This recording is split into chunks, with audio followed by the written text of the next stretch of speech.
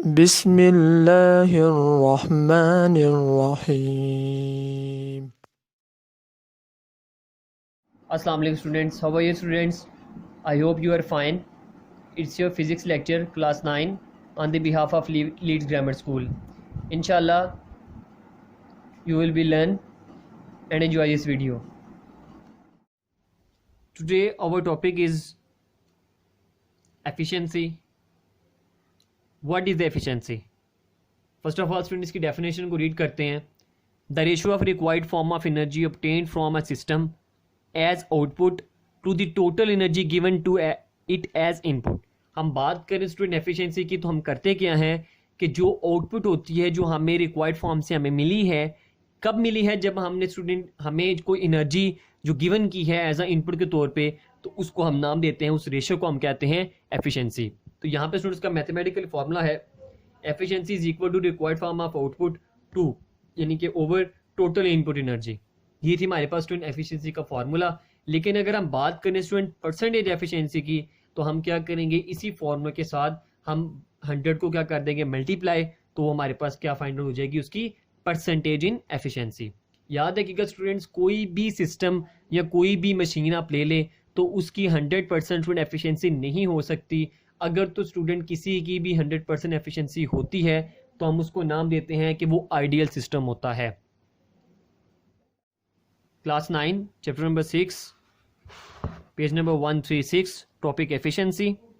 इसमें स्टूडेंट हम बात कर रहे थे कि एफिशिएंसी का मतलब क्या था, तो वो हमें स्टूडेंट पता चल चुका है कि एफिशिएंसी का मतलब ये किसी भी चीज़ की अगर हम बात करें तो उसकी आउटपुट को उसके इनपुट पे हम डिवाइड करते हैं तो स्टूडेंट हमारे पास उसकी एफिशिएंसी फाइंड आउट हो जाती है.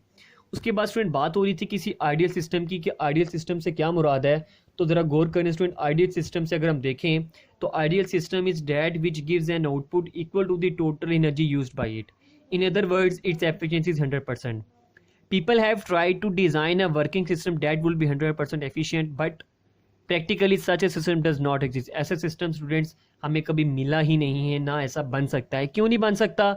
Every system meets energy losses due to friction that causes heat and noise. और जिसकी वजह से स्टूडेंट ये चीज़ें हमारे लिए वेस्ट हो जाती हैं, जिसके लिए हम ये बात कर सकते हैं कि ये उसके लिए नहीं बन सकती. हमारे पास कुछ एडिशनल इन्फॉर्मेशन के तौर पर अगर हम देखें तो हमारे पास स्टूडेंट्स इलेक्ट्रिक लैंप है, उसकी एनर्जी इनपुट कितनी है, 100 जूल, और यूजफुल वर्क डन जो हमें मिलती है वो कितनी है, 5 जूल. तो परसेंटेज कितनी हुई, 5%. उसी तरीके से पेट्रोल इंजन है स्टूडेंट, वो 100 जूल के फॉर्म में हम एनर्जी इनपुट ले रहे हैं, तो स्टूडेंट वर्क डन में हमारे पास क्या होगा, 25. इलेक्ट्रिक मोटर में 80 जूल, इलेक्ट्रिक फैन में 55 एंड सोलर सेल में 3 जूल. जूल स्टूडेंट एनर्जी का यूनिट होता है. Another student definition power. Power का मतलब क्या होता है स्टूडेंट, के power is defined as the rate of doing work. किसी भी स्टूडेंट्स हम बात करें यानी रेट ऑफ डूइंग वर्क, काम करना को हम कहते हैं स्टूडेंट के पावर है इसके अंदर डेफिनेटली. तो पावर का मैथमेटिकल फॉर्मूला क्या होगा कि work done over time taken यानी W/3 is equal to power. SI unit of power क्या होता है स्टूडेंट, तो वो यूनिट है उसका, हम बात करें तो वो वाट होता है, यानी कि वाट. अब स्टूडेंट किसका यूनिट है, पावर का. हम बात करते हैं वाट उसकी डेफिनेशन की, तो डेफिनेटली स्टूडेंट्स हम देखें तो उसकी डेफिनेशन से ही यानी कि वर्क ओवर टाइम से ही हम इसकी यूनिट की डेफिनेशन ड्राइव कर सकते हैं. The power of a body is 1 watt if अगर it does work at the rate of 1 joule per second. अगर तो स्टूडेंट ये 1 जूल पर सेकेंड वर्क करती है कोई बॉडी, तो हम उसको नाम देते हैं डैट दे विल बी 1 वाट. अब यहाँ पे स्टूडेंट इसकी बहुत सी बिगर यूनिट्स भी हैं, इसके स्मॉलर यूनिट्स भी हैं, उनको भी डिस्कस करते हैं. लेकिन उससे पहले उसकी हॉर्स पावर एक फॉर्मूला आपने याद रखना है, एज ए न्यूमेरिकल के अंदर भी यूज़ होता है कि 1 horse power will be equal to किसके लिए होती है, 746 वाट के. Students page number 137 from book पे आपको पावर के टॉपिक मिलेगा स्टूडेंट्स. के पावर का मतलब ये है, हम अगर बात करें स्टूडेंट्स के कोई भी पर्सन है, अगर हम देखें 2 पर्सन हैं, have done equal work, one took 1 hour to complete it, another complete in 5 hours, तो no doubt both of them have equal work but they differ in the rate of which work is done. तो definitely student एक person है जिसके अंदर power ज़्यादा है, वो student कम वक्त में भी ज़्यादा काम करेगा, और जिसके अंदर पावर कम है वो स्टूडेंट ज़्यादा वक्त में भी क्या करेगा, कम काम करेगा.